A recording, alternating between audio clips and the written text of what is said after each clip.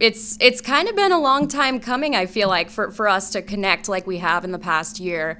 From, being at the TD Garden to kind of, that was just kind of a fill-in role there as the in-arena host, but then getting the call to come in this year and cover the women's Beanpot with you on the broadcast. I think, I was so excited for that opportunity. And the first time that it was held at the TD Garden, I mean, it was historical just in itself. And this whole year has been historical for women's hockey in general. But to be able to kind of contribute with you on that platform, just in that experience altogether, has been a memory that I'll probably carry with me for quite a while. But we did have two different perspectives. I mean, I was kind of, doing, what you used to do, or still kind of do, just with the rink side reporting and kind of getting to share the stories from that side of things. But I didn't really get a chance to speak with you too much through it because you were up in the studio with Angela Ruggiero and Carson Duggan, who are two very admirable women as well. So I really haven't gotten the chance to unpack that with you, which is really cool. But I mean,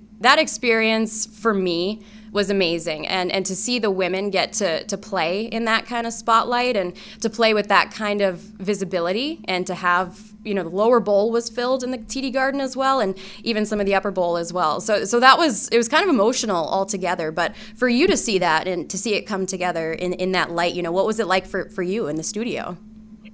Yeah, I would definitely say emotional too. And I didn't expect to be emotional, but there were times when I was like choking back tears, and it was more like obviously happy tears, but it was the cheers of the women and men. There were a lot of guys, of course, there supporting their sisters, their cousins, or just there as fans, which is great. But the cheers of fans, not when a goal was scored, just like throughout the broadcast and throughout the games, was just overwhelming sometimes in the best way, of just like, whoa, I'm here. And I guess it was happening, and I was like, yeah, this is a big deal. I mean, so many of our interviews were centered around, this is the first time at the Garden. And so I had talked about that with all the coaches, with the players so many times, that not to say that it was lost on me, but we'd heard it, so many times, the answers of how special it was.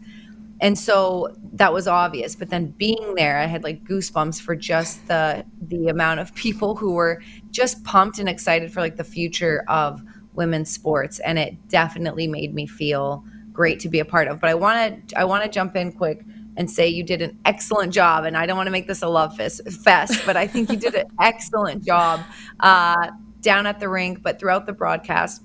And where I want to take this really quick, and you can take it wherever you want, but there are so many young men and women that want to do what I'm doing and want to do what you're doing. And you had to, whatever they saw on the broadcast is what they saw. But talk about the pre-work. Like, what was your work as a journalist? What did you have to do? We had these calls that people don't know about with coaches, right? And players. You probably had to go to the schools. How did you get your research? How did you get to the point where you felt prepared enough to interview the women on the ice?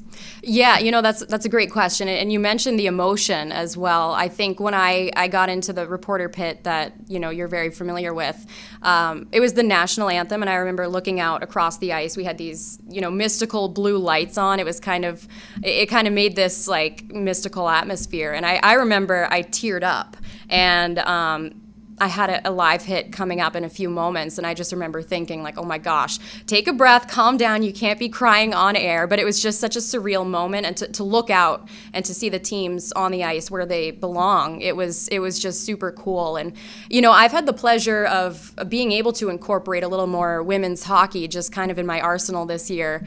So I got to cover a bunch of the Boston teams originally, so I feel like I kind of had developed a very like minor relationship with them. But I remember I think it was late December when I got in touch with Amy Johnson here at Nesson, and she said, hey, we're gonna be interviewing some of the players. We're gonna be doing like a media day kind of thing for the different teams that were coming in. So she invited me to come in and kind of sit in and witness. You got to interview, some of the teams and get to hear the stories of them with a Beanpot, and just the full circle moment to be here. So it kind of started with that media day kind of feel where I got to essentially show my face and kind of say, hey, I'll be working with you. I'm really excited to get this process underway.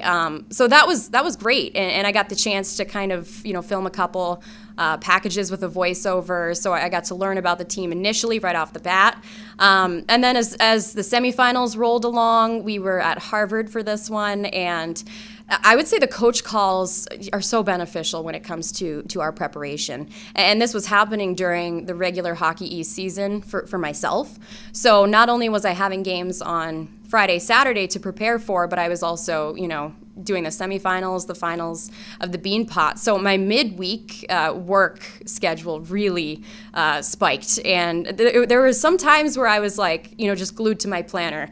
I know you're a planner girl yourself, Sophia. So it is kind of nice to have that tangible plan to be like, here's what I have going on this day. We're talking to the Boston College team this day. We're talking, to these people. So we were jumping on these coach calls, and sometimes they would last for 20, 30 minutes, maybe even more. And it was a lot at once. I'm not going to sugarcoat it. It was just a ton of information at once that you kind of had to boil down into these storylines. So what I try to do my preparation, come into these calls with questions for storylines that I want to touch on. And then kind of when I had all the recordings in my possession, I'd listen back, I'd fine tune, I'd research and kind of tweak everything that I needed. And then I'd come up with these storylines with, B-roll supporting them and just stuff like that. I'm sure, the research process is different for everybody who does it, but for me, it was a ton of remote work, just kind of sitting, typing, writing, and organizing my brain as best as I could to prepare for such a spectacle of women's hockey. Yeah, for me, just to be transparent too, like it was very hard in the sense that I am not, a Massachusetts or New England native. So the Beanpot was new to me when I first moved 5 years ago to Boston. And then because of COVID, there were a couple years where it just things didn't flow like they would in a regular year. And so you're not able to attend things. Events are canceled.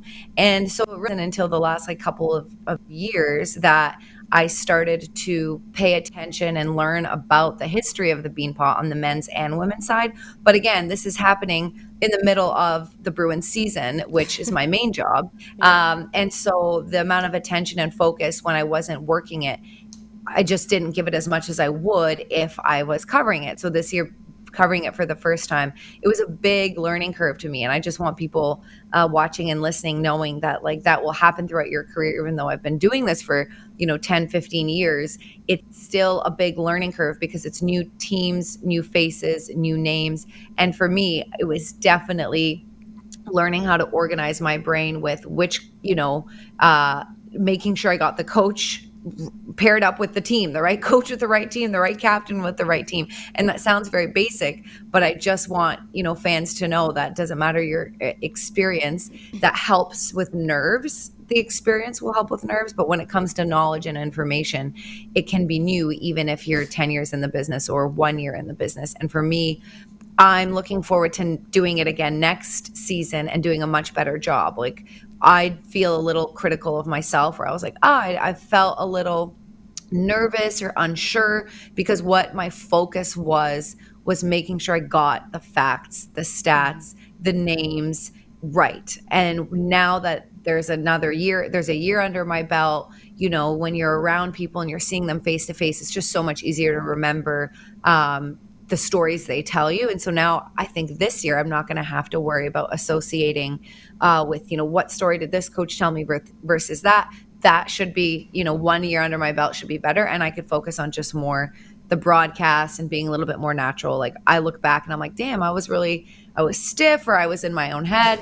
And I'm just saying this with full transparency to people wanting to do this job. It's a forever learning curve, but what an experience to be part of. And now I'm just so pumped to keep building on that and making it better and better every year.